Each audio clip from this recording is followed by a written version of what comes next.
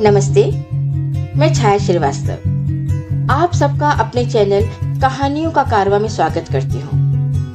मैं कहानियां सुनाती हूँ, कुछ अपनी लिखी कहानियां, कुछ हवाओं में तैरती कहानियां। आपको मेरा चैनल पसंद आए तो प्लीज लाइक व सब्सक्राइब जरूर करें।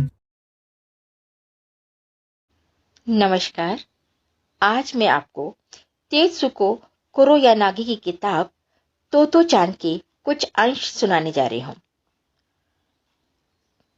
कुरोयानागी अपने स्कूल के बारे में ढेरों बातें बताती हैं। जापान से यूनिसेफ की इस सद्भावना दूत के पास उन सबको देने के लिए बहुत कुछ है जिनका बच्चों से किसी न किसी प्रकार का संबंध है, चाहे वे हों शिक्षक, माता पिता, दादा दादी या नाना नानी। इनमें बच्चे तो शामिल हैं ही। जापान की ये लोकप्रिय पुस्तक पूरी शक्ति के साथ संदेश देती है, खिलने तो सैकड़ों फूल, होने दो हजारों विचारधाराओं में संघर्ष। पहला अंश है खिड़की में खड़ी नन्ही लड़की। मां की चिंता का एक कारण था। तोतो चान ने अभी हाल में ही स्कूल जाना शुरू किया था, पर उसे पहली कक्षा में ही स्कूल से बाहर निकाल दिया गया था। अभी सप्ताह भर पहले ही तो सब हुआ था। मां को तोतो चान की कक्षा शिक्षिका ने बुलावा भेजा था। आपकी बेटी पूरी कक्षा को गड़बड़ा देती है, आपको उसे किसी दूसरे स्कूल में ले जाना होगा। ठंडी सांस छोड़ते हुए उस सुंदर युवा शिक्षिका ने कहा था। मैं तो अपनी सहन शक्ति की सीमा पार कर चुकी हूं। मां घबरा गई। ऐसा क्या किया होगा तोतो चान ने जिसे पूरी कक्षा गड़बड़ा जाए? वे हैरान थी। बौखलाहट में शिक्षिका अपने पलक झपकाने लगी। अपने कटे हुए छोटे बालों में उंगलियां फिराते हुए उसे समझाया। पहली बात तो यह है कि वे दिन में सैकड़ों बार अपनी मेज खोलती है। मैंने बच्चों से कह रखा है कि वे बिना कारण अपनी मेजें ना खोले, लेकिन आपकी बिटिया बराबर कुछ ना कुछ निकालती या रखती रहती है। अपनी कॉपी निकालती रखती है, अपनी पेंसिल की डिब्बी, अपनी किताबें, हर चीज जो उसके मेज में हो। मानिए, हमें अक्षर लिखने हो तो आपकी बिटिया मेज खोलकर कॉपी निकालती है, फिर धड़ाक से ढक्कन बंद करती है। तब वे फिर मेज खोलती है, इस बार पेंसिल निकालती है और फिर जल्दी से उसे बंद करती है। तब वह कॉपी पर अ लिखती है। अगर उसने अ गंदा या गलत लिखा हो तो वह फिर मेज खोलती है और इस बार रबड़ निकालती है, फिर ढक्कन बंद करती है, अक्षर मिटाती है, ढक्कन खोलकर रबड़ अंदर रखती है और फिर मेज बंद करती है। ये सब वे बड़ी तेजी से करती है। जब वे अ लिख चुकी होती है तब वे एक एक कर हर चीज वापस रखती है। पेंसिल वापस रखती है, ढक्कन बंद करती है, फिर खोलती है, कॉपी वापस रखती है, तब फिर ढक्कन बंद करती है। जब दूसरे अक्षर की बारी आती है तो वह ये सब फिर दोहराती है। पहले अपनी कॉपी, फिर पेंसिल, फिर रबड़ निकालती है। हर बार हर एक चीज के लिए वह अपनी मेज खोलती है और बंद करती है। मेरा तो दिमाग बनना जाता है, लेकिन मैं उसे डांट भी नहीं सकती। उसके पास हर बार खोलने बंद करने का कारण जो होता है। अब शिक्षिका की पलकें तेजी से झपकने लगी थी, मानो वे मन ही मन पूरा दृश्य फिर से याद कर रही हो। अचानक मां को समझ में आ गया कि तोतो चान क्यों बार बार अपनी मेज खोलती बंद करती होगी। पहला दिन स्कूल में बिताकर तोतो चान उत्साह से भरी घर लौटी थी। उसने ऐलान किया था, मेरा स्कूल बहुत अच्छा है, पता है, घर में जो मेज है उसका ड्रॉर खींचना पड़ता है, पर हमारे स्कूल में मेज पर एक ढकना है जिसे उठाना पड़ता है, बिल्कुल एक डिब्बे की तरह। उसमें ढेरों चीजें रखी जा सकती है, बड़ा ही मजेदार है। माँ अपनी बिटिया को मेज खोलने बंद करने में मिलने वाले आनंद की कल्पना करने लगी। माँ को यह भी नहीं लगा कि ये कोई भारी भूल या शैतानी हो। मेज का नयापन खत्म होते ही तोतो चान ऐसा करना बंद भी कर देती, पर शिक्षिका से उसने ये सब नहीं कहा। सिर्फ इतना ही कहा, मैं उसे इस बारे में बात करूंगी। शिक्षिका की आवाज अब कुछ तीखी हो गई। उसने आगे कहा, अगर इतना ही होता तो शायद मुझे बुरा न लगता। शिक्षिका आगे की ओर झुकी। मां झिझक कर पीछे हट गई। जब वे अपनी मेज के ढक्कन से शोर नहीं मचा रही होती तब वे खड़ी रहती है, पूरे समय खड़ी रहती है। कहाँ? माँ ने आश्चर्य से पूछा। खिड़की में, शिक्षिका ने नाराज होते हुए कहा। खिड़की में क्यों खड़ी रहती है? माँ ने विस्मय से पूछा। ताकि वह सड़क पर गुजरने वाले साजिंदों को बुला सके, लगभग चीखते हुए शिक्षिका ने बताया। इसके बाद शिक्षिका ने जो कहानी सुनाई उसका सार कुछ यूं था। पूरे 1 घंटे तक अपनी मेज के ढक्कन को उठाने पटकने के बाद तो चांद अपनी जगह छोड़ खिड़की के पास जा खड़ी होती और बाहर झांकती रहती।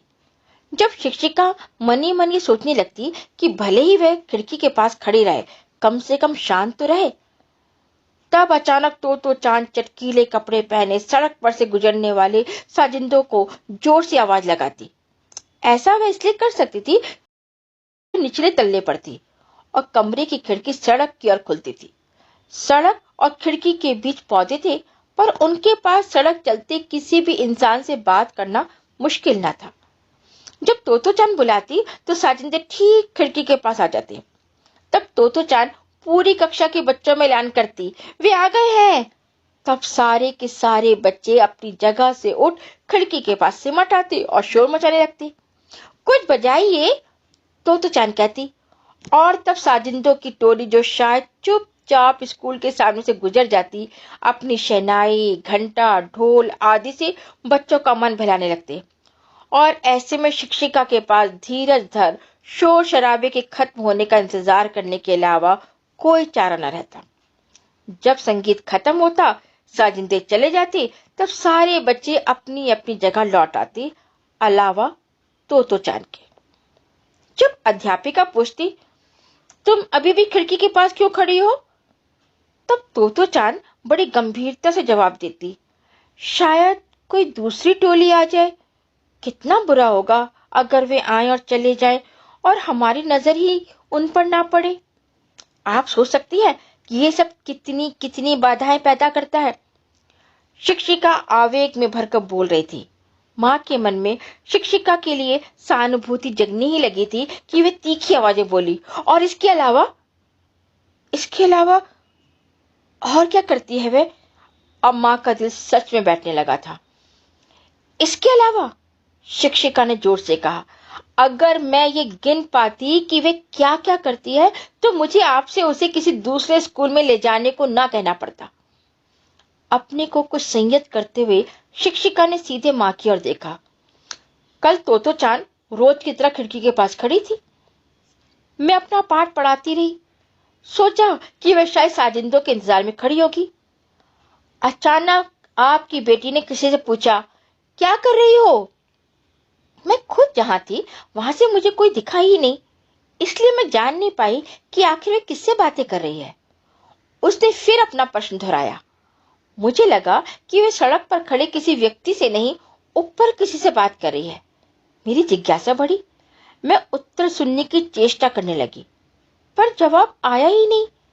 पर आपकी बेटी बार बार अपना प्रश्न दोहराती रही, क्या कर रही हो?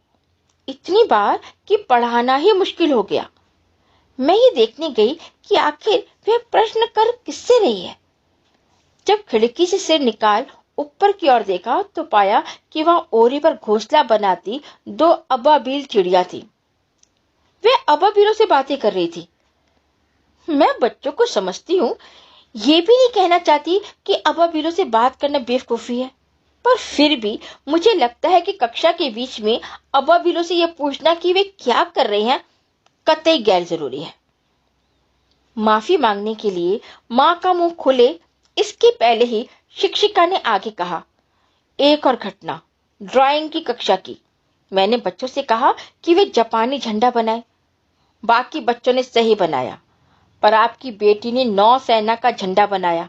आप जानती है ना, वे किरणों वाला झंडा। मैंने सोचा चलो इसमें भी कोई बुराई नहीं है, पर अचानक वे झंडे के चारों ओर झालर बनाने लगी, वैसी झालर जो युवक दलों के झंडों पर होती है। शायद उसने कहीं वैसा झंडा देखा होगा। मैं कुछ समझूं उसके पहले ही उसने झालर बना डाली कि पूरा कागज उससे भर चुका था। इसलिए जब उसे झालर में भरने के लिए गहरे पीले रंग के क्रेयॉन चाक उठाए तो उसने सैकड़ों छोटे छोटे निशान कागज के बाहर तक बना दिए। मेज इतनी गंदी हो गई कि रगड़े साफ ना हो। बहुत सौभाग्य यही था कि उसे झालर 3 तरफ ही बनाई। 3 तरफ ही क्यों? माँ ने कुछ आश्चर्य से पूछा। शिक्षिका थक चली थी, फिर भी माँ पर तरस खाते हुए उसने समझाया, चौथी ओर उसने डंडा बनाया था, सो झालर झंडे के केवल 3 तरफ ही थी। माँ कुछ आश्वस्त हुई। मैं समझी सिर्फ 3 तरफ। इस पर शिक्षिका ने बड़े धीरे धीरे शब्दों पर जोर देते हुए कहा, पर उस डंडे का भी काफी हिस्सा बाहर निकाला गया था और अभी तक उसकी मेज पर बना हुआ है। इसके बाद शिक्षिका खड़ी हो गई। बर्फीली आवाज में उसने अपना आखिरी वार किया। मैं अकेली ही परेशान नहीं हूं, साथ के कमरे में जो शिक्षिका है उससे भी परेशानी हुई है। अब माँ को कुछ करना ही था। दूसरे बच्चों के साथ वह अन्याय था। उसे दूसरा कोई स्कूल खोजना होगा, ऐसा जहां उसकी नन्ही को वे समझे, जहां उसकी बेटी को वे दूसरे बच्चों के साथ रहना पढ़ना सिखा सके। जिस स्कूल की ओर अब वे जा रही थी, वे माँ को काफी खोजबीन के बाद मिला था। माँ ने तोतो चांद को यह नहीं बताया कि उसे स्कूल से निकाल दिया गया है।